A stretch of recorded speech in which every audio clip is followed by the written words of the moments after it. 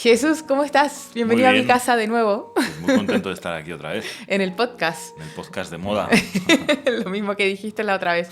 Pues sí, se ha hecho realidad, parece que está de moda. Sí. Para gloria de Dios. Poco a poco, sí. Bueno, hemos traído, queridos auditores, a Jesús García para hablar sobre un proyecto que ya se está entretejiendo, que ya lo hemos presentado y que esperamos, con la ayuda de Dios y con la ayuda de todos, poder hacerlo realidad.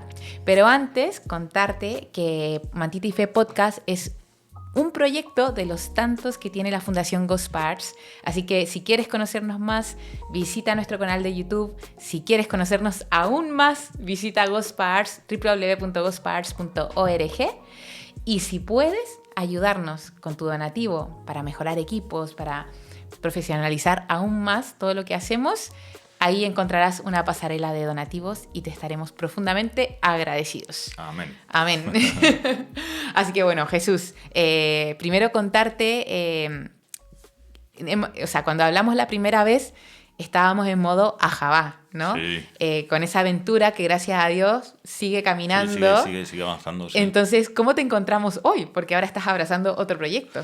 Bueno, si te digo la verdad, preparando un viaje a México para un retiro a Java, que será dentro de 2 semanas en Mérida, Yucatán, pero avanzando aquí con un proyecto súper bonito, muy divertido, que, bueno, en realidad he recogido cable con una cosa que hice hace ya 14 años, 14 o 15 años, cuando éramos jóvenes, y que fue muy divertido, pero además, más allá de que fuese divertido, que es verdad que lo fue, pero fue un bombazo espiritual. Además muy imprevisto y muy inesperado, porque yo pensé que no iba a tener tanto recorrido como tuvo. Uh-huh. Pero bueno, llegó incluso, cuando se hizo tangible ese proyecto, llegó incluso a las manos del Papa Benedicto XVI.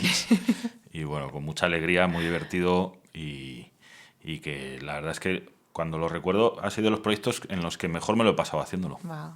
Sí, ¿Y de qué se trata ese proyecto? Bueno, pues hace 15 años escribí un libro que se titula ¿Qué hace una chica como tú en un sitio como este? Que consiste en... Bueno, es este libro de aquí. Ah, mira, qué bien. Esta es la edición que se hizo entonces con la editorial Libros Libres. Sí, gracias a Alex Rosal y su editorial Libros Libres.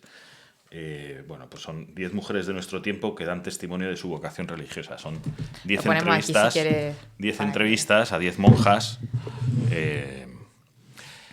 que cuentan, pues eso, la pregunta inicial es ¿qué hace una chica como tú en un sitio como este? Uh-huh, o sea, ¿qué narices ha pasado en tu vida para que dejes una vida normal, estándar y del mundo, bueno, para convertirte en una monja, ¿no? Yeah. ¿Por qué? ¿Cómo se te ocurrió? Pues mira, o sea, fue un proceso curioso. Fíjate, lo que es la semilla del que siembra sin saber. Yo tenía 20 años, no estaba ni mucho menos en esta frecuencia de iglesia, ni de ir a misa, ni de vivir los sacramentos. Pero unas circunstancias de la vida, mis padres vivían en un pueblecito de Ávila, uh-huh, que digo había porque el año pasado desgraciadamente se ha cerrado, pero bueno, había un Carmelo del siglo XVI. Wow. Sí, y por una serie de circunstancias hubo que descargar un camión de muebles, no recuerdo si era descargar o cargar un camión de muebles ahí en el convento para llevarlos a otro sitio, y entonces mi madre, a uno de mis hermanos y a mí, nos dijo que sí íbamos y ayudábamos en eso, ¿no? En esa tarea. Vamos, en realidad lo teníamos que hacer nosotros, ¿no? Son esas peticiones que te hacen tu madre que tienes que hacer sí o sí, ¿no? Bueno, como digo, yo no estaba en esta onda, por así decirlo, pero bueno, sí que era una oportunidad de entrar en una clausura de un convento carmelita, que no todo el mundo tiene oportunidad, ni muchísimo menos, ¿no? Y bueno, me pareció curioso, ¿no? Entonces, es cierto que entramos en la clausura, nos enseñaron aquello, a mí me parecía de locos. Y, bueno, las monjas que había entonces, te estoy hablando yo creo del año 98, yo tenía 20 años. Okay. Y eran muy mayores las monjas que había allá, la construcción era del siglo XVI y creo que nunca en 400 años había tenido una reforma. O sea, fue viajar en el tiempo, ¿no? Es una cápsula del tiempo, sí, aparte de que en un pueblo de Ávila Bueno, pues hace frío en invierno. En esta ocasión, cuando yo entré, era verano, pero uno se da cuenta y dice, madre mía, aquí como, pues porque las paredes están como están, las ventanas están como están. Tú te das cuenta, por así decirlo, de que es algo extraño, ¿no? Hubo un momento de descanso que nos dieron un vaso de agua, una limonada en el jardín del convento y me quedé a solas, nada, 3 minutos con una monja. Yo tenía 20 años y esta era una monja mayor y hubo un momento que le hice dos preguntas o le hice dos comentarios a esta monja. El primero fue, lo primero que es ¿cuánto tiempo lleva usted aquí? Y me dijo 35 años. Claro, cuando tienes 20 años como yo, te dicen 35 años, o sea, Sí. no eres capaz ni de concebir lo que estás oyendo, ¿no?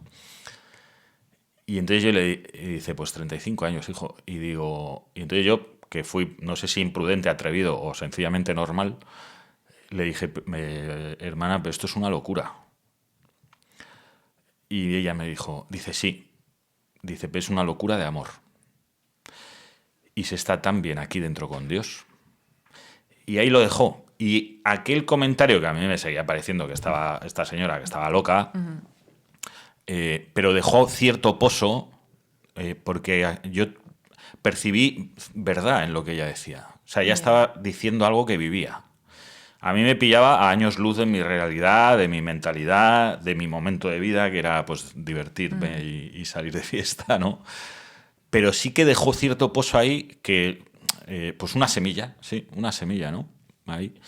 Y yo respeté mucho lo que esta mujer me había dicho, ¿no? No la tomé por estúpida ni por loca, ni, ¿no? Entendí que había un misterio que para mí era insondable, pero que era cierto. Pero bueno, tal y como viene, pues te olvidas Te de él vas. y ya está. O sea, no tiene nada que ver contigo en absoluto, ¿no? Unos cuantos años después, ya trabajando como periodista, tuve oportunidad de hacer un viaje a un país muy pequeño de Asia que se llama Tayikistán, que hace frontera con China.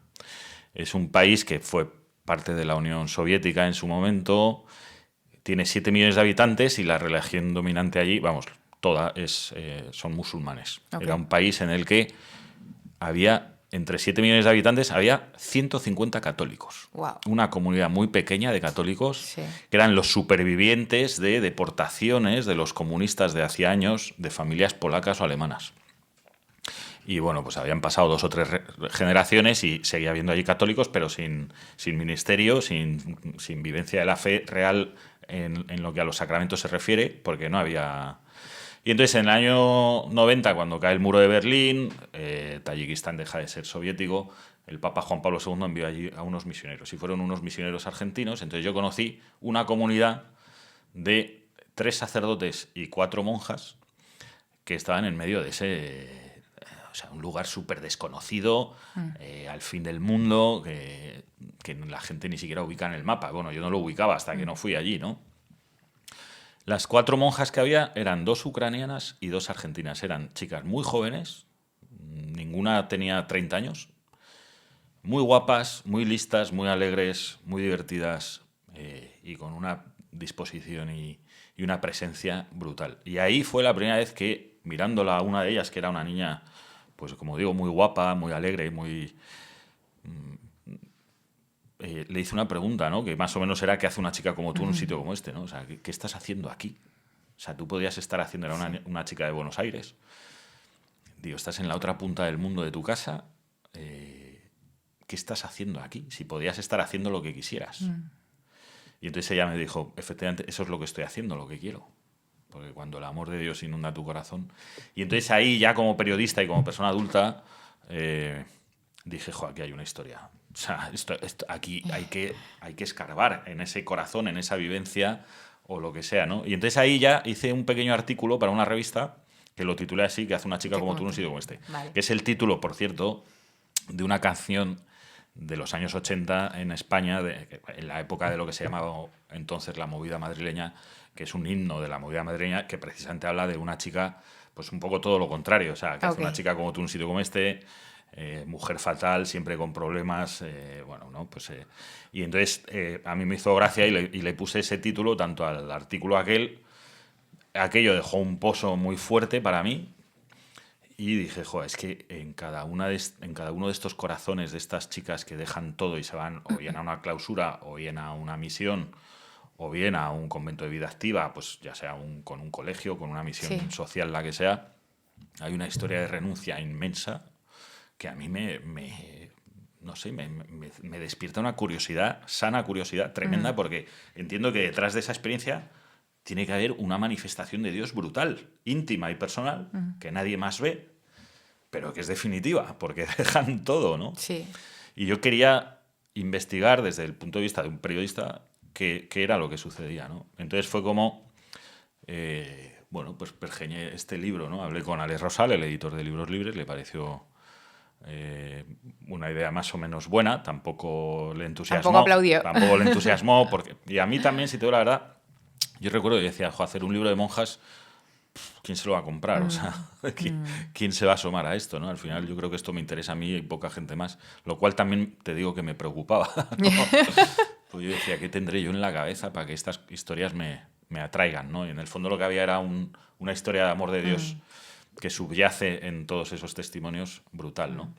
Y entonces fui pergeñando un poco el libro y la providencia también actuó, porque conseguí entrevistas que de normal no Ya, te eso las te iba a dan preguntar, ellas. porque por lo Sí. general debe ser complicado, ¿no? Sí, fíjate, empecé a buscar monjas que me diesen una entrevista, pero claro, yo quería ir también a contar historias clásicas, o sea, quiero decir, pues a mí me gustaría que hubiese una carmelita descalza, pues yo además soy muy devoto de Santa Teresa, pero las carmelitas no dan entrevistas, me gustaría que hubiese una clarisa, pero las clarisas no dan entrevistas. Claro. O sea, las monjas de clausura es muy difícil, Sí. ¿no? Y luego hay otro tipo de monjas, por ejemplo, las misioneras de la caridad de la Madre Teresa de Calcuta, tampoco dan entrevistas, nunca, ¿no? Sin embargo, en este libro hay entrevistas a todas estas. ¿Por qué? Porque la providencia actúa, va abriendo puertas, te va dando situaciones en un periodo muy corto de tiempo, que fue cuando yo estaba elaborando el libro. Y entonces yo me puse dos condiciones. Quería que entrasen las grandes órdenes monacales de siempre, ¿no? Sí. Pues Carmelitas, benedictinas, dominicas. carmelitas, clarisas, cistercienses, ¿no? Un poco las pata negra de la historia de la Iglesia, ¿no? Alguna realidad de las nuevas también. Y luego la otra condición que puse es que las monjas que yo entrevistase tenían que tener ya votos perpetuos hechos. No quería que fuesen ni de votos temporales, ni novicias, ni postulantes. O sea, ¿no? con una vida ya... Para tener una experiencia ya un poco más madura dentro Vale. de la vocación, ¿no? Y entonces empecé a tocar puertas y algunas se fueron abriendo, otras no. Pero sí que pude percibir la mano del Señor que iba, ¿no?, facilitando un trabajo que en realidad es imposible, ¿no? ¿Recuerdas Entonces, alguna anécdota? bueno, muchas. O sea, por ejemplo, pues no, pues obviamente las misioneras de la caridad son unas monjas que a todos nos llaman mucho la atención. Sí. Todos tenemos el recuerdo de Madre Teresa Calcuta. Y yo siempre digo, ¿no? Yo además que he viajado por esos países que hay muchas misioneras de la caridad, yo siempre digo que cuando ves un sari, ¿no?, el hábito que llevan típico de la India, las misioneras de la caridad, todos nos ponemos firmes. Sí. O sea, despierta un respeto y una admiración, veneración tremenda y una admiración tremenda. Pero ellas no dan entrevistas, ¿no? Entonces resulta que un buen día yo trabajaba en el departamento de comunicación de una ONG católica y un buen día aparece por ahí una misionera de la caridad española. Ahí, y entonces viene a pedir un favor. Y es que esta mujer, que es madrileña, la hermana María Rúa, bueno, las misioneras de la caridad cada 10 años hacen un mes de descanso para ir a visitar a la familia. Cada 10 años. Entonces ella estaba en ese mes de descanso aprovechando... bueno, pues también una circunstancia familiar, no sé si eran las bodas de oro de sus padres o algo así. Bueno, la cosa es que estaba por aquí. Esta mujer trabajaba en una leprosería en Calcuta y tenían un programa de cirujanos plásticos para operar a leprosos. Wow. Entonces aprovechó su estancia en Madrid para buscar alguna manera de conseguir cirujanos plásticos voluntarios que fuesen ese verano o ese año a Calcuta con ella a operar a leprosos. Entonces nos pidió que le hiciésemos una... Entonces, a mí me dice, ¿cómo podemos...? Yo tengo esto. Digo, mira, yo lo que te puedo hacer es una entrevista para prensa, Claro. en la que se habla tu proyecto y tu inquietud, se publica en varios sitios y a ver si va alguien, ¿no? Ah, pues fenomenal. Y entonces le hice una entrevista de su vocación y de su vida, ¿no? Y luego le expliqué. Digo, oye, ya que hemos hecho esta entrevista, ¿te parece si forma parte de este proyecto? Y me dijo que sí.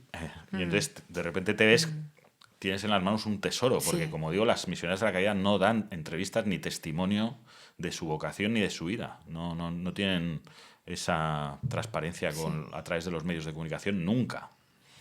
Y entonces fue pues una joya, claro. Entonces pues se iban apareciendo así joyitas, ¿no? Otra me la encontré, esta era una franciscana concepcionista, que son una clausura muy estricta también, pero también fue en un viaje de trabajo en Bolivia, ¿no? Una ciudad que se llama Tarija.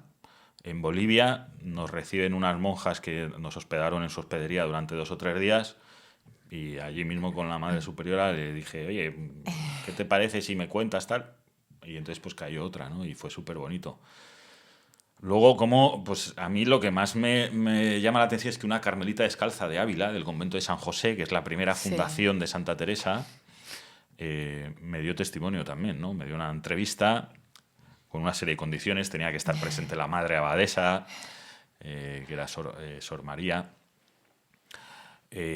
Bueno, y fue una experiencia tremenda. Fue una entrevista que yo no veía la cara de a quien Claro, entrevistaba porque claro. era a través de la reja con una cortina. Sí. Pero bueno, y era una chica que se llama, porque allí sigue, Adriana, de muy cerca de Madrid, de Las Matas, bueno, muy cerca de aquí, Sí. que había entrado en el Carmelo con 18 años y ya justo acababa de hacer en ese momento votos perpetuos. Y bueno, una conexión total, primero con la madre abadesa y luego con ella. Entonces, conseguir un testimonio en primera persona, una entrevista de una carmelita descalza, además de Ávila, el convento de San José, que es la primera fundación de Santa Teresa, pues otra Es perla, otro ¿no? ser, sí, sí. Es otro tesoro, ¿no? Y entonces se fueron dando así circunstancias y al final conseguí 10. Y yo me acuerdo que al principio pensé que iba a hacer 12 un poco por los 12 apóstoles, pero cuando tenía 10 ya estaba cansado. Y dije, yo creo que es suficiente, tampoco hay que... Sí. Y bueno, pues también entró una Clarisa, que fue una de las entrevistas que más me gustó por la profundidad. Y también fue en plan en Bueno, la el Clarisa fue a través locutorio. de la reja, pero Claro, sí que la se veía. podía ver. Sí, pero sí, a través de la reja hice varias, ¿no? Por ejemplo, ahí fue... Mira, pues por ejemplo, hay una monja muy conocida ahora mismo en España y bueno, y a través de las redes, que es Sor Leticia de las Dominicas, es una monja dominica del convento de Lerma de las Dominicas. Ok.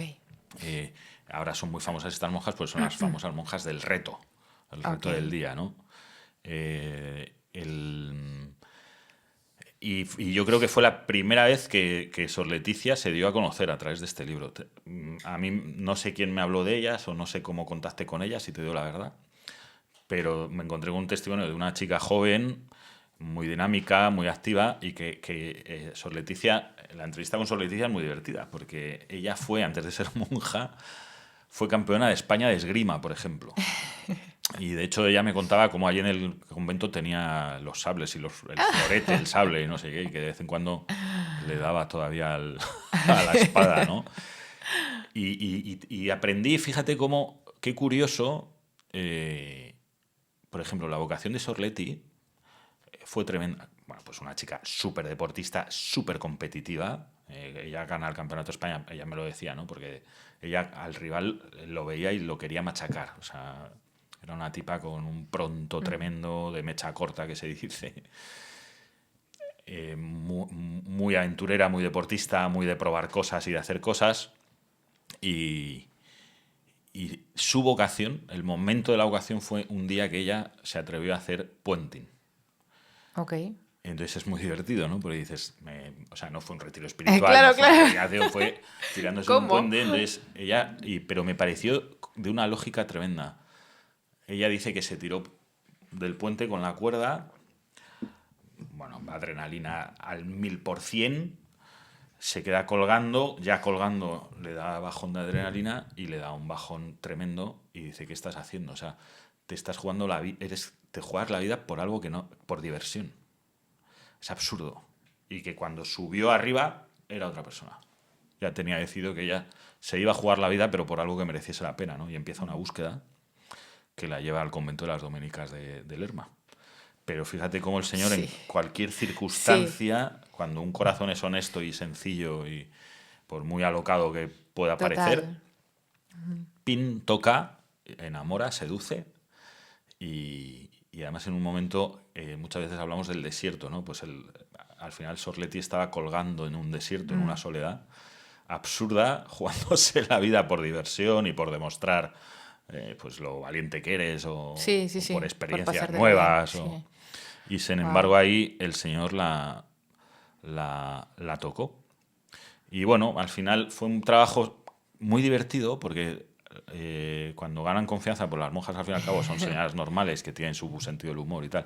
Hice muy buenas migas, por ejemplo, con la madre Teresa Rados de las Hijas de María en Talavera la Reina. Estas son unas monjas, también aparece, estas son unas monjas, fíjate qué regalos hace el Señor tan extraños y tan de detalle. Eh, Esta es una monja, son de clausura, pero tienen colegio.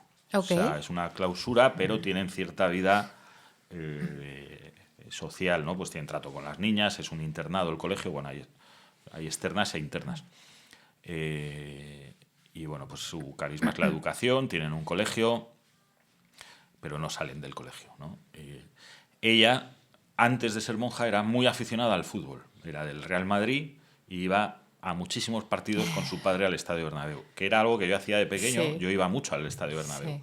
No iba con mi padre, iba más con mi hermano o con amigos, pero iba mucho. Y de repente en un momento de la entrevista pues hay una conexión ahí que no tiene nada que ver con... Y entonces se vuelve loca y dice, la final de la Champions, el gol de Zidane, no sé qué, el partido aquel contra el Inter de Milán. Yo decía, coño, además qué memoria tiene esta mujer, se acuerda de partidos increíbles, ¿no? Entonces, pues nos lo pasamos muy bien, ¿no? Bueno, qué curioso, yo le hago la entrevista en el año 2010, en 2011 sale el libro y ese verano de 2011 fue aquí en Madrid la JMJ a la que vino Benedicto XVI. Hubo una actividad que se llamaba Café Vocacional Ok. que se hizo en el Estadio Santiago Bernabéu. Y entonces era un lugar que se habilitó, ¿no? Con un escenario a ras de césped. O sea, Sí, era todos verano, no había ahí, partidos de claro. fútbol. Entonces tú estabas a ras de césped y había allí pues un café, una cafetería Sí. y había testimonios, música, bueno, todo muy dinámico, muy novedoso. El escenario era espectacular porque era el Estadio Santiago Bernabéu. Y la siguiente vez que yo me encuentro a esta monja es en el Café Vocacional del Santiago Bernabéu. Entonces no, dices, que fíjate, porque te Sí. voy a saber encontrar en Sí. una misa o ella venía, es de clausura, pero sí que venían con las niñas del Claro. colegio a vivir la JMJ Claro. y una de las actividades que hacían era ir al café vocacional. Y ella era la vez que había vuelto al Estadio Santiago Bernabéu Imagínate. desde la última vez que había ido a algún partido hacía muchísimos años, ¿no? Y nos encontramos ahí. Entonces tengo una de las fotos que más cariño tengo de mis fotos de siempre es con ella en el césped del Santiago Bernabéu abrazados, porque fíjate qué detalle del Señor y de la Providencia que donde nos encontramos es en un sitio que para los dos es una tontería, ¿no? Pero es especial, ¿no? Nos trae recuerdos y tal. Y bueno, con Wow. la madre Teresa Rados me lo pasé muy bien. Con Adriana, la Carmelita, como te digo, me lo pasé muy bien. Con Sor Leti. Sor Leti, yo recuerdo la entrevista con Sor Leti. Fue la más larga de todas porque Sor Leti es un tanque. O sea, yo acabé agotado de la cantidad de información que esta mujer me dio de su vivencia, de la Y para experiencia ese del entonces Señor. no había tanta tecnología, o sea, Sí, todo es verdad, sí. lo que grababas Sí, a claro, era en transcribir. grabadora digital y luego transcribir, sí, sí, que transcribir, jo, pues fue muy bonito, ¿no? Porque al final transcribir esas grabaciones es un ejercicio de introspección de la información que te da. Sí. Y, jo, me enseñaron mucho, aprendí muchísimo de ellas. Por ejemplo, la Madre Asunción, que es la Clarisa, era una...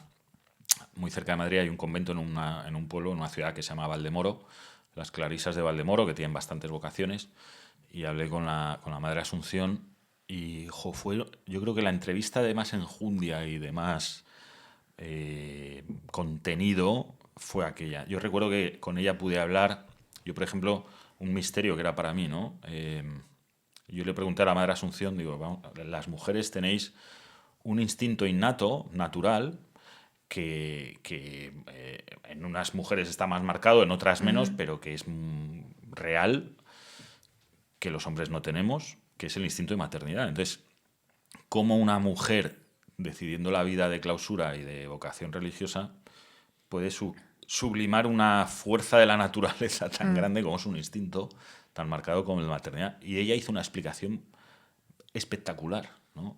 De cómo, además ella lo dice, efectivamente, ese instinto existe. O sea, nosotras no somos unas mujeres desnaturalizadas. Claro. Ese instinto existe. También para que ese instinto se desarrolle, además hay unos instintos también de atracción hacia un hombre o hacia los hombres.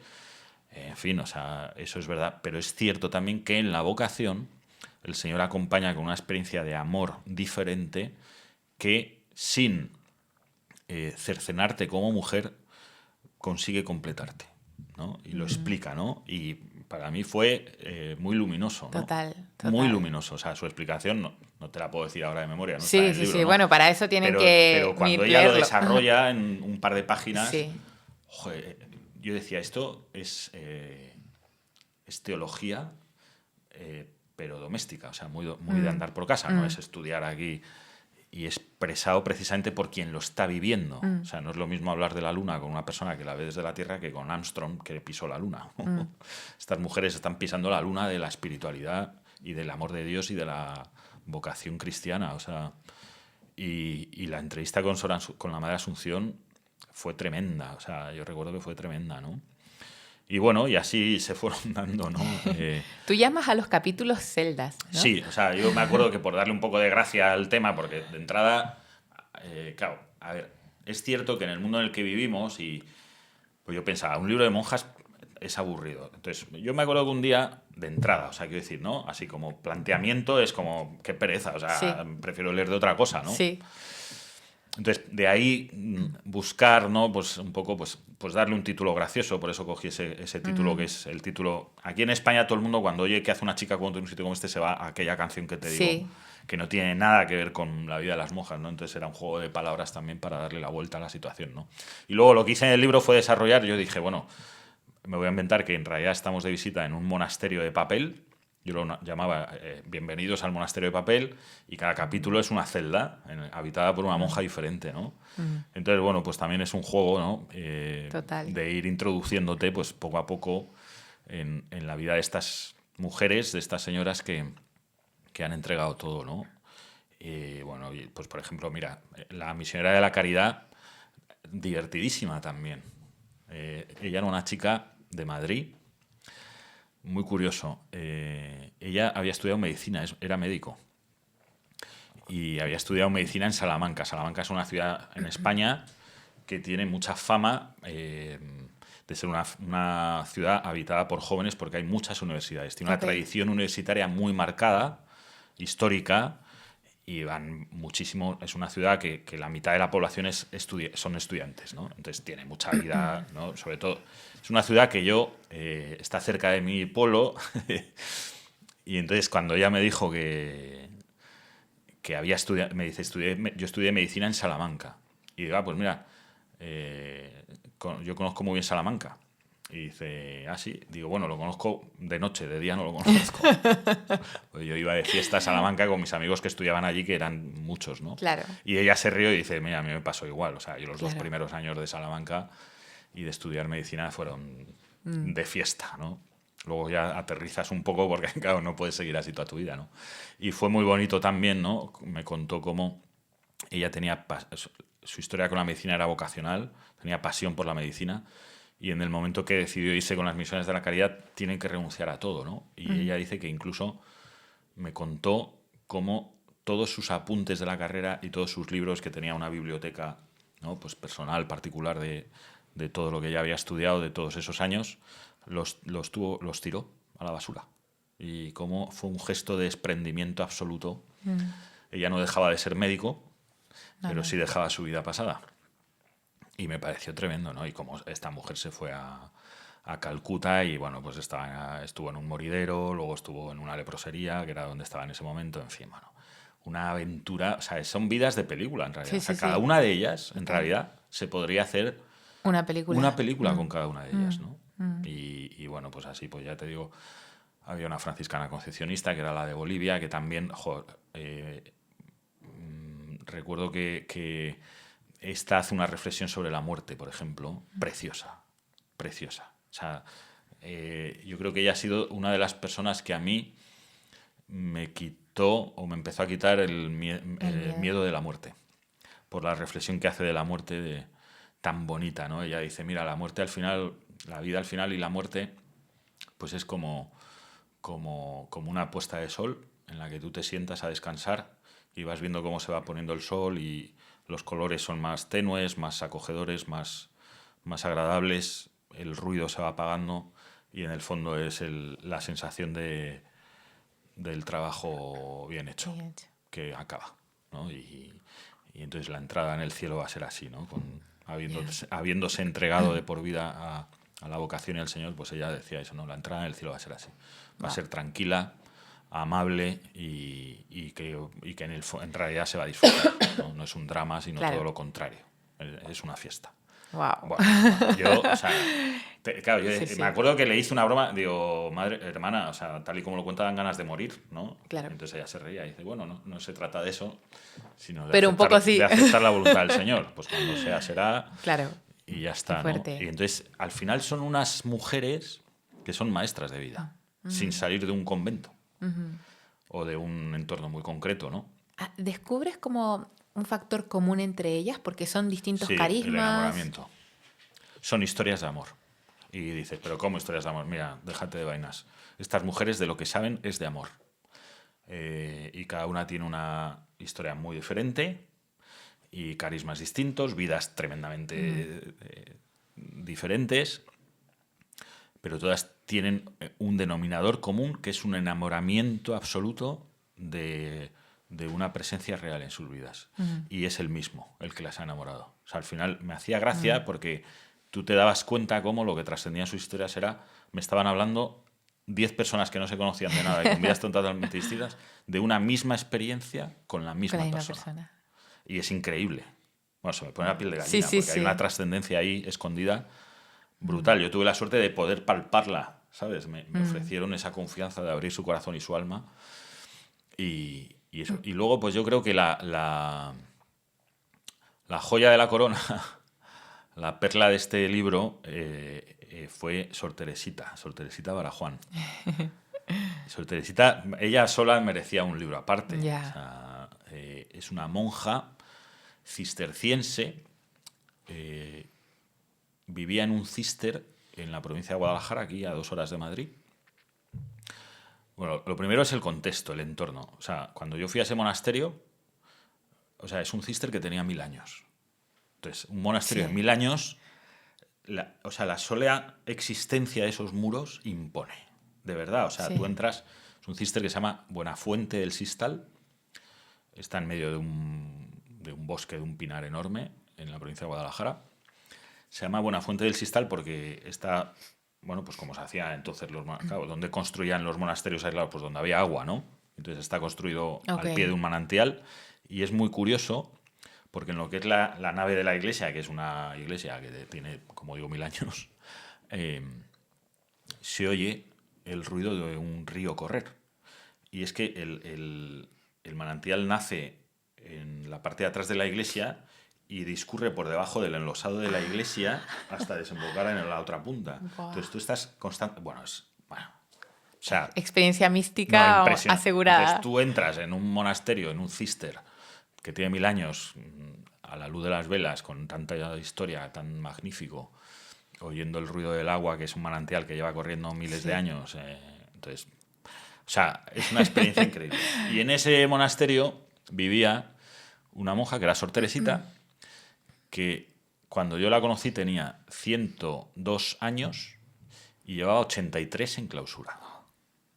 O sea, que voy porque hay una persona, un amigo, que me habla de ella, dice, oye, él sabía que estaba haciendo este trabajo, dice, tío, tienes que conocer a Sor Teresita. ¿Quién es Sor Teresita?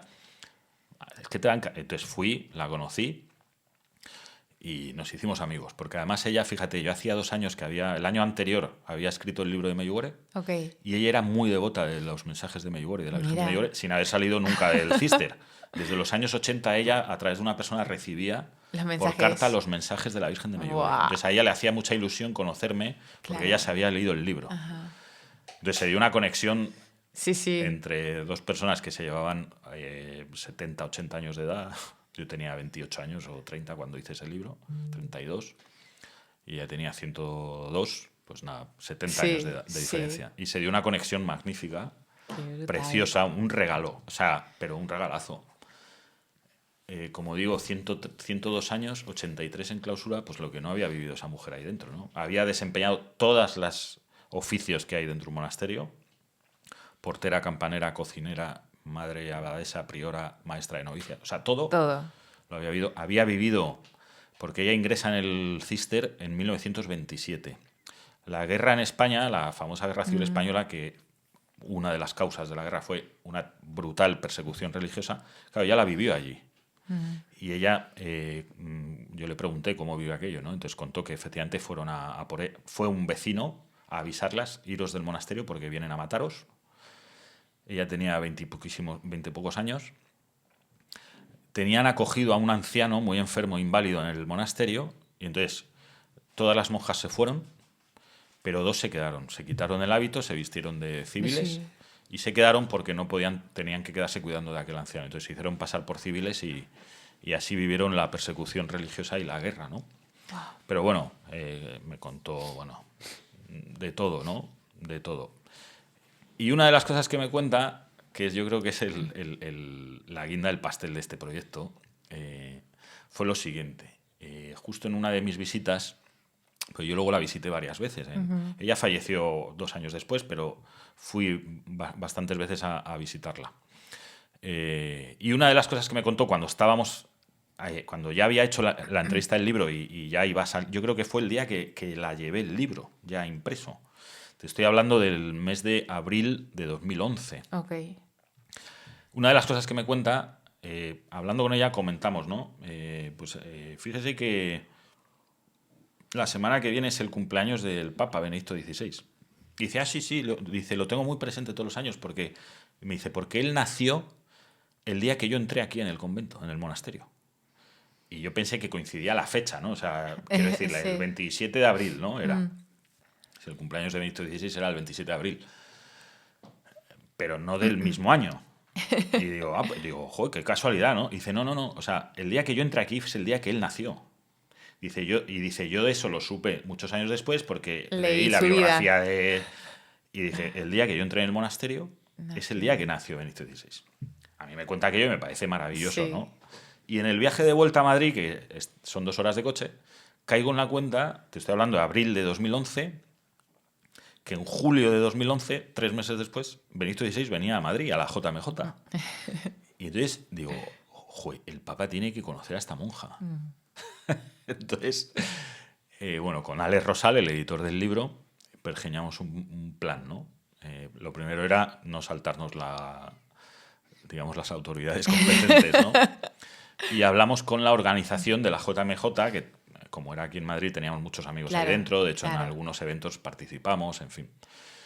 Contamos el caso.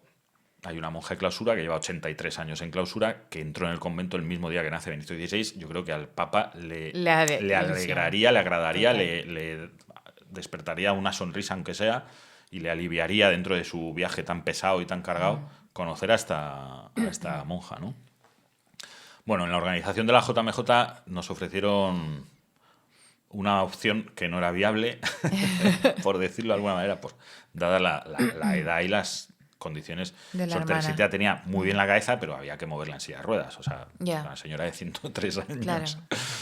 Bueno, nos ofrecieron una opción, yo diría que incluso descabellada, para la pobre Sor Teresita, si no queríamos que muriese en el intento. Si no queríamos matar a la monja y ser noticia por otra cosa, pues... Entonces, bueno, por ahí no iba a entrar la cosa, pero entre Alex y yo pensamos entonces que... Bueno, dijimos, a ver, ¿dónde va a estar el Papa? ¿No? Entonces, cada vez que un Papa viene a Madrid, siempre se hospeda en la Nunciatura Apostólica, ¿no? Que es como la embajada del Vaticano. Entonces yo escribí una carta a la Nunciatura contando el caso de Sor Teresita y la coincidencia, ¿no?, de que Sor Teresita había entrado en el Cister el mismo día que nació Benedicto XVI y que sí, aprovechando la visita del Papa a Madrid, había ocasión de que se saludaran. Escribí un email y el mismo día que lo escribí me llamaron de Nunciatura. Me llamó una señora, una secretaria, y lo único que me dijo fue: hemos recibido tu email, muchas gracias por escribirlo, danos el contacto del monasterio. Okay. Entonces les di el teléfono Este es el teléfono y la madre abadesa es la Madre María. Y yo me olvidé del tema. Claro. Yo dije, bueno, esto está en marcha, no sé cómo tal, y me olvidé del tema. Te estoy hablando ya del mes de mayo de 2011. Y un buen día de junio de 2011, un mes antes de la JMJ, me llaman del cister, del monasterio, me llama Sor Teresita con la Madre María, y estaban disparadas. Y me acuerdo que me preguntó la Madre María, Jesús, ¿qué has hecho? ¿Qué es lo que has hecho? Mi niño. Y digo, ¿qué es lo que he hecho? De qué, claro, yo ya entendía, pues no sé qué has organizado, pero Claro. nos han llamado de nunciatura, entonces nos han dado cita para estar allí con Sor Teresita, y el Papa la va a recibir, pues un encuentro breve de 5 o 10 minutos como mucho para que se conozcan y ya está, ¿no? Oh. Entonces, bueno, yo decía, madre mía. Entonces, fue Qué espectacular. bonito. Sor Teresita la última vez que había salido del monasterio había sido hacía 40 años. Ella contó luego que lo primero con lo que alucinó fue con el coche al que se subió. ¿Verdad? Claro. Dice, porque los cristales se levantaban con Claro. un botón, no hacía calor. Alucinando. Dice, ten en cuenta que el día que yo entré en el monasterio, ella era de Álava, de una provincia del País Vasco, al norte de España, y el monasterio está en Guadalajara. Ahora mismo debe ser un trayecto de unas 4 horas de coche. Ok. Dice, ten en cuenta que cuando yo vine desde mi casa aquí al monasterio, vine en carreta de bueyes. Tardé un día de viaje. Qué fuerte. Y cuando hice el viaje a Madrid, dije, qué rápido se mueve esto, ¿no? Y luego le llamó la atención todo en Madrid, o sea, claro, era una ciudad... No, era la cápsula del tiempo la que cápsula habíamos. del tiempo, y entonces la llevaron a nunciatura, la sentaron allí en una silla, la trataron súper bien en nunciatura. Bueno, gracias a Dios. Sí. Estuvo esperando y de pronto apareció el secretario de Benedicto XVI y a continuación pues aparece Benedicto Papa. XVI y hubo un encuentro que está grabado en vídeo. Sí, lo vamos a que poner. Yo creo que lo podemos Sí, poner. lo podemos poner. Es muy bonito. Soy Sor Teresita, la que entró en el monasterio el mismo día que nació su santidad. Le queremos mucho y pedimos mucho por usted. Por su santidad.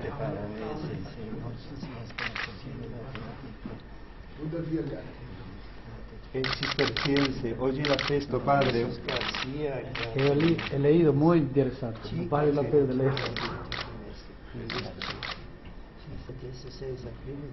Sì. Ah, E qui c'è la dedica, chiaro. ho letto da casa. Gracias. Muchas gracias.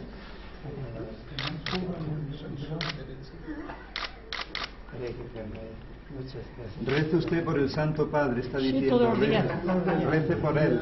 Pero que se lo está pidiendo ahora. Bueno, que sí, que sí. La superiora del monasterio. Y cuando yo veo en la televisión, porque salió en la prensa, porque se hizo famosa Sor Teresita.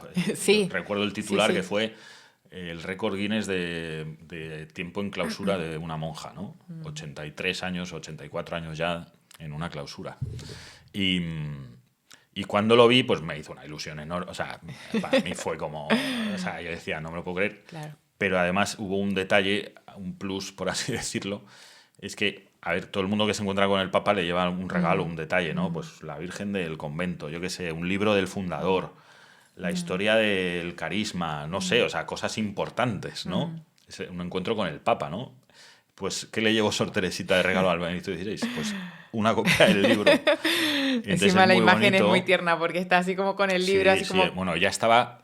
O sea, mira, de verdad, a mí este libro me dio muchísimas alegrías, muchísimas. Es que no podría decir de tantas y todas, ¿no? Pero yo creo que la más fue haber podido darle a esa mujer que fue una entrega absoluta en su vida la ilusión y la alegría de un encuentro con el Papa. Claro, es que no estaba ni en sus... Claro, es que es una monja de Sí. clausura, o sea, es que no, Sí. no entraba, no pasaba ni de cerca por su imaginación, ni de su comunidad, Sí, ni del monasterio, sí, ¿no? Sí. Entonces, haberle dado esa ilusión, esa alegría a esta mujer, que ya le quedaban pocos meses, falleció un año después, apenas, falleció, sí, 12 Sí. meses después. Sí. Para mí, vamos, yo eso que me llevo para siempre. total. Bárbara, de verdad. O sea, No, yo eso me lo llevo para siempre. Luego no sé, fuimos a verla para que contase, ¿no? Y, o sea, es que iluminaba Claro. el locutorio. Y tuvo el detalle, ¿no? En el encuentro ella le dice, soy Sor Teresita, la monja que entró en el monasterio el mismo día que nació su santidad. Sí, le Rezo explicó. mucho por usted, tal. Y le da el libro, ¿no? Y se oye al Papa como dice, Jesús García. Y dice, ¡oh! Sí, ¿no? Dice, ¡oh! Y ahí está allí el capellán del monasterio también, que también les acompañaba. Santidad es un libro muy interesante, muy bonito, le va a gustar mucho, sí, tal. Sí. Entonces, fue muy divertido. Y luego también, fíjate, en el plano un poco, pues la providencia y cómo el Señor hace sus historias, ¿no? Al final tú cuando haces un libro, pues, a ver, es una editorial, bueno, pues modesta, ¿no? No es de las grandes, ¿no? Entonces te rebanas la cabeza buscando o teniendo ideas de marketing, de cómo Sí. vender un libro más que menos, ¿no? O sea, y nosotros sin quererlo y sin buscarlo tuvimos o sea, mejor marketing. Sí, mira, yo me acuerdo que yo hice la siguiente reflexión. Esto nos lo hemos encontrado, o sea, nos ha sido dado. Si hubiéramos hecho 50 reuniones con los mejores expertos de marketing del mundo, con los mejores contactos o sea, no hubiésemos conseguido una campaña como esta, ¿no? Y sin embargo, tú cuando te abandonas en manos del Señor, el Señor es el que va haciendo que de una u otra forma su voluntad y su gloria y su gracia se manifiesten. Te pongas tú como te pongas. Sí. Te puedes poner estupendo con una super campaña Sí. que tal, o puedes ir con tu monjita de 100 y pico años que nadie daba un duro por esta mujer y sin embargo se convierte en la imagen del proyecto y fue un bombazo. Y así el libro llegó a... Bueno, se vendió manos. muchísimo, o sea, Sí. se vendió, fue un pelotazo editorial, pero más importante que eso fue un pelotazo espiritual. ¿Por qué? Bueno, se dieron muchos frutos, Bárbara. Mira, yo cuando escribo libros los escribo porque me apetece y porque creo que los tengo que escribir, ¿no? En la oración tú disciernes la voluntad de Dios para tu vida y pues ahora ¿qué hay que hacer? Pues esto, ¿no? Y esto fue un proyecto de Dios, ¿eh? Es cierto que yo lo vi antes de empezar de una forma que, bueno, no viene al caso, pero era la voluntad de Dios, ¿no? Y luego cómo se manifiestan los acontecimientos y efectivamente Dios estaba empeñado, ¿no? Pero lo que sucedió después fue lo siguiente, o sea, bueno, para empezar, en todos estos años he conocido por unas cosas, porque te escriben directamente, Sí. o porque alguien te lo cuenta, Sí. o por pues un buen número de chicas que después de leerse el libro deciden dejarlo todo y dar un sí a una inquietud vocacional, ¿no? Y se van a un convento o se van a una misión, ¿no? Las primeras veces que sucede te quedas paralizado. O sea, yo recuerdo, por ejemplo, cuando conozco a una chica, una periodista de Madrid, una tía estupenda, guapísima, joven, dinámica, vital, con toda la vida por delante, que me contaba cómo se leyó el libro, no paraba de llorar mientras lo leía y al final se da cuenta de que tiene vocación y se va de misionera a África. O sea, que no es que se vaya aquí al lado, a un convento de por ahí. O sea, y eso fue la primera que me... Y a mí, yo dije, o sea... Claro, yo me acuerdo que pensé, yo creo que sus padres me odian. Porque claro, que tu hija se vaya de misionera a África. Después de leer un librito... O sea, ¿quién ha escrito este libro? Vamos, o sea, porque además mucha gente luego, cuando el libro cae en sus manos... Claro, en el libro no viene mucha información del autor, Jesús García, ¿no? Sí. Y la gente se piensa que eres un teólogo o un sacerdote de 80 años que tiene mucha... Y de repente se encuentran a un tipo súper de la calle, laico, que no ha estudiado teología, que no... Y entonces la gente se sorprende más aún, ¿no? Entonces, esa fue la primera vez. Luego he conocido varias, ¿no? Y pues dices, ¿por qué yo he formado parte de la vida, digamos, formar parte, me refiero, de una forma que ha tenido un impacto, ¿no? De estas personas? Pues porque Dios lo ha querido y es un regalo. O sea, no es porque tú seas más listo, ni más guapo, ni mejor, ni... Sí.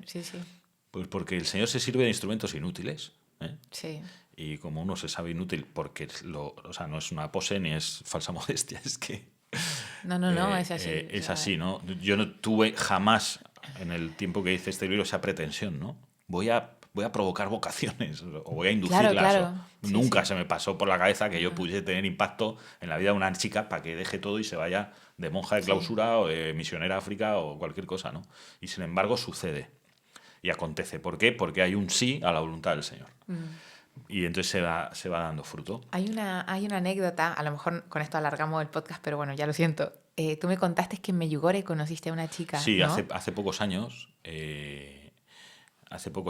Bueno, espera, mira, antes te voy a contar otro fruto, porque sobre todo ha habido dos. Las vocaciones que se han. No digo que la vocación sea del libro, la vocación es de Dios. Sí. Pero sí que se han. No sé, se han activado, se han descubierto, no sé. Y hay otro fruto más importante todavía que el de las vocaciones de las chicas, que es el siguiente. Y ese sí que es inesperado, absolutamente. A partir de escribir el libro empecé a conocer a padres de monjas que por leer el libro se habían reconciliado con su hija y con la vocación de su hija, porque no la aceptaban. Al final el padre sufre, ¿no? Hay un Sí. desgarro, tu hija se va del mundo, tú tienes otros planes, joder, pues que se case, que tenga trabajo. De repente se te mete monja de clausura o se te va a vivir a la India o a África y tal. Y esta realidad en familias católicas Sí. es muy común. Hay padres que les cuesta muchísimo aceptar la vocación de su hija de monja. Y en algunos casos es un drama familiar. Sí, sí. ¿eh? Yo conozco desgarros y heridas familiares tremendos, ¿no? Y entonces conocí padres a los que alguien, sabiendo de esa realidad, Sí. les dijo, oye, léete este libro porque a lo mejor así entiendes Sí. más a tu hija o te da claves, ¿no? Sí. Entonces, hubo dos anécdotas muy graciosas, ¿no? Como digo, para la familia que vive la vocación de una hija, pues una hija que además seguramente pues, ha estudiado ya una carrera, ha tenido novios o tiene novios y tal, y de repente, o sea, los padres a veces los padres y el entorno de o sea, para los padres es complicado. ¿eh? Bueno, dos padres de dos monjas distintos, uno un notario y otro un psiquiatra, organizaron en sus casas, sin conocerse ellos, planes distintos, ¿eh? Pero me llaman para ir a sus casas y hacer una tertulia presentando el libro, hablar un poco del libro. Bueno, yo pensaba que qué bien, o sea, que... Sí, pues sí, una mira, oportunidad, una oportunidad de vender libros, de conocer gente, de hablar, en fin, bueno. En las dos situaciones me pasó exactamente lo mismo. Llego a la casa y me encuentro que hay un montón de matrimonios. No hay gente joven, son matrimonios. En uno eran unos 7, 8 matrimonios, había como 15, 20 personas. En el otro eran unas 80 personas. Y al final era una especie de... como nosotros no sabemos explicar lo que le ha pasado... Los que me convocaban tenían hijas monjas. Como nosotros no sabemos explicar muy bien lo que le ha pasado a nuestra hija, mejor que venga este chico y se lo explique a nuestros amigos. Y un poco también terapia de grupo, porque Sí. había más padres de monjas. Wow. Entonces, a lo que voy es que el fruto ha sido eso, que a través de este libro muchos padres de monjas se reconciliaron con sus hijas y con sus vocaciones. Wow. Y eso, no sé. No está pagado. O sea, no está pagado. Efectivamente, No, o sea, total. a mí me alucina, ¿no? Como el Señor siempre tiene una respuesta para aquel que ora. Porque al final eso es una respuesta para esa gente que estaban viviendo una situación complicada. Y no te digo nada, las hijas, ¿no? Que al final son las que, No, claro. entre comillas, causan ese desgarro, ¿no? Sí. Porque son las que... Además, yo lo conozco bien porque en casa de mi mujer hay una monja que se fue a una clausura con 17 años, la hermana de mi mujer. Y bueno, pues mis suegros que están muy bien siempre aceptaron la vocación, pero bueno, hay un proceso también. Sí, ahí, sí, total, ¿no? total. Y entonces ese es el otro fruto, ¿no? Las vocaciones que se provocaron o que se suscitaron o que se facilitaron y luego los padres, que yo creo que eso es más importante todavía. Ya. Debe ser porque soy padre. Última anécdota, Jesús, para Sí. no alargarnos. ¿Qué pasó en Medjugorje? No, pues mira, estábamos grabando el documental de Medjugorje, te hablo de hace 4 años. Bueno, y estábamos en plena pandemia, pospandemia. En Medjugorje no había casi gente, estaba vacío. Y un buen día encuentro a un pequeño grupo de peregrinos en el que hay una monja, ¿no? Una monja que lleva el mismo hábito que aquellas que he contado que conocí en Tayikistán. Ok. Y entonces, pues, joder, la voy a saludar, porque yo no he vuelto a ver una monja de esta familia.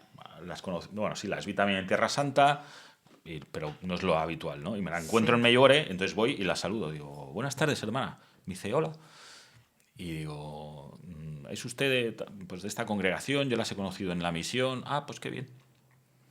¿Es usted de esta congregación? Y me contesta, sí. Digo, ¿y es su primera vez en Medjugorje? Y me dice, sí. Y le hice 3 o 4 preguntas y todo me contestó con monosílabos. Solo me decía sí, pero no me daba pie a una conversación. Yo entendí Que no quiere hablar. que no quería hablar, que estaba incómoda o molesta. Y dije, bueno, pues mucho gusto, soy Jesús García. No, le digo, bueno, pues mucho gusto, solo quería saludarla. Y bueno, pues que se lo pase bien estos días aquí. Y cuando me voy a ir, me agarra de la mano y me dice, ¿tú eres Jesús García?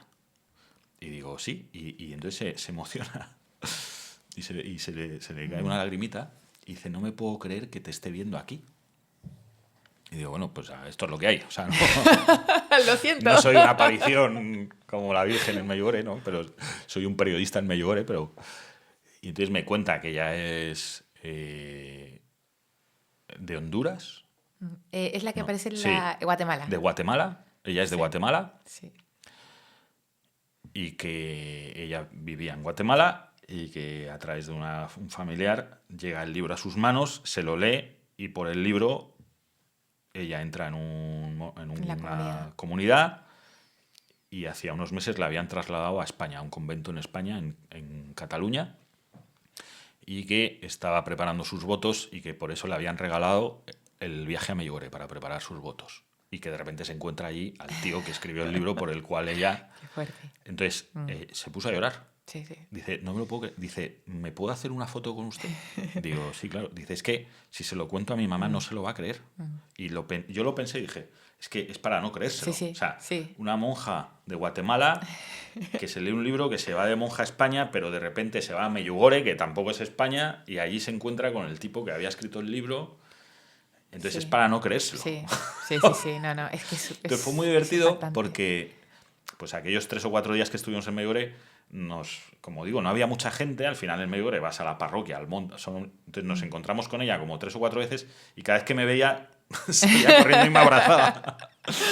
Y era muy fuerte. divertido, era muy divertido. Y luego pues, bueno, pues seguimos en contacto con ella y bueno, pues como ves, pues un manojo de anécdotas que para mí van a quedar para siempre y que, bueno, pues espero, ¿no? Sor Teresita falleció, pero mi cuarta hija se llama Teresa por ella. Todo el mira. mundo nos dice, ¿qué es? Por Santa Por Teresa de Teresa, Jesús, por Teresa de sí, Calcuta, sí, por Santa... sí. Digo, no, es por una monja que conocimos que mi esposa, cuando éramos novios, María la conoció también y antes de que la invitamos a la boda y obviamente no vino, Claro. pero nos hizo un regalo muy bonito con una Sagrada Familia y es una Sagrada Familia que tiene 4, son San José y la Virgen María y el Niño Jesús y le rodean sentados 4 niños, 2 niños y 2 niñas. El mayor es un niño, la segunda es una niña, el tercero es un niño y la cuarta es una niña, digamos, ¿no? Es una escena muy bonita. Ajá. Nosotros tuvimos nuestro primer hijo un niño, la segunda una niña, el tercero un niño, y entonces un día, cuando nació mi tercero, un niño, vimos la Sagrada Familia que la tenemos en el salón, y digo, joder, macho, como tengamos un cuarto y sea niña, es la profecía de Sor Teresita. Porque chico, chica, Sí, chico, sí. y es justo la imagen de esa Sagrada Familia que nos mira. regaló para nuestra boda, ¿no? Se queda mi mujer embarazada, Y es chica. fuimos a una ecografía, ¿queréis saber el sexo? Sí, es niña. Teresita. Listo. Listo. Qué fuerte, Entonces, Jesús. Teresita es de Teresita verdad. por Sor Teresita. La gente se preguntará por qué contamos todas estas anécdotas. Sí. Y es porque para que seáis conscientes de que el proyecto que estamos trabajando, que es convertir esto en serie, no es un capricho más, no es para vender más, es para que los frutos que se ha provocado aquí sigan dándose Sí, frutos sí, en bueno, vida, ¿no? y es fruto de la oración también, o sea, el Señor te habla, ¿no? Muy Sí. fuertemente al corazón y Sí. bueno, ahora estamos metidos, pues 14 años después del libro, Ajá. queremos transformar el libro en serie documental por capítulos Sí. que vamos a intentar producir y grabar con 8 monjas, serán 8 capítulos, y el modo de difusión va a ser para todo el mundo, a través de YouTube, gratis para todo el mundo, para Sí. que llegue a cuantas más personas mejor, para Total. que la gracia del Señor impacte en cuantas más personas mejor. Entonces, aunque la difusión vaya a ser gratis, la producción hay que Exacto. pagarla. Exacto. ¿Y por qué serio? Porque ya se lee, lamentablemente, pues se lee menos. Bueno, Y el libro al final, el que quiera acudir a él, ahí ya está. está este formato. Y sirve. Claro. Mira, me consta que muchos conventos y monasterios lo tienen, pues se lo sí. dan a las chicas que se acercan en cierto Con inquietudes. discernimiento vocacional y se lo dan porque les aclara mucho. Sí. Porque de repente se ven identificadas. Dicen, Sí. esto es lo que me pasa a mí, que eso es muy importante para una niña que tiene... Porque tú ponte en el caso de una niña de 16, 17, 20 años, 24, que vive en el mundo y tiene inquietud vocacional, pero claro, en la universidad, en el colegio, no se ve reflejada y sufre mucho. Sí. De repente lee estas historias y dice, me siento totalmente identificada con esta y con esta. A lo mejor con otra no, pero... Entonces, por ejemplo, en Jesu Comunio me consta que tienen 3 o 4 libros de estos y se lo dan a todas las chicas. O sea, Sí. porque sirve de mucho tanto para si es que sí como para si es que no. Claro, que también es no. súper importante. Sí. O sea, entonces, el libro para el que esté está. Lo que pasa que, bueno, los tiempos van cambiando. Ahora mismo todo el mundo, el lenguaje audiovisual es donde hay Es que el estar. que El es, océano sí. audiovisual para mí es donde hay que echar las redes. Y qué proyecto tan bonito, Sí. yo creo, si conseguimos entrevistar a 8 monjas. Hay que decir que ya llevamos algo. hemos entrevistado a 3. Sí. Pero necesitamos de la ayuda de todos para seguir continuando. Para terminar, entonces, todo aquel que pueda acompañarnos con un poquito de ayuda, o con un poquito, o con un muchito. O con mucho, tampoco pasa nada. Porque Pues la sí. producción audiovisual no es fácil, es cara. Yo siempre digo que los malos meten mucho músculo económico en la destrucción del mundo y de la sociedad a través de proyectos audiovisuales, pues que no se diga de nosotros tampoco, ¿no? Que no seamos como el joven Sí. rico que se apega Sí. al dinero que es necesario, pero no siempre bueno. Exactamente. Entonces, bueno, con mucha ilusión, yo creo que este año, si Dios quiere y nos acompaña la providencia, pues este año lo vamos a Lo acabar. lograremos. Haremos una presentación en su momento cuando esté, pero bueno, que todo el mundo se sume al barco. La página es gospars/una chica como tú. Lo pueden encontrar también en el home. Y nada, nos confiamos a vuestra ayuda y sobre todo a la ayuda de Dios, que si Él lo quiere, va a mover esto. Y nada, a ayudar. Y muchas gracias, Jesús, por Gracias todo este a ti. tiempo, por Ya tus sabes que me lo anécdotas. paso muy bien Sí. y Y nada. perdona a la gente por escucharnos tanto, pero es que esto merece la pena. Merece la pena y compartirlo también. Ya volveremos y que Sor Teresita, que está en el cielo, nos ayude. Sor Teresita. Muchas nos gracias. confiamos. Adiós. Cortamos, ¿no? Cortamos.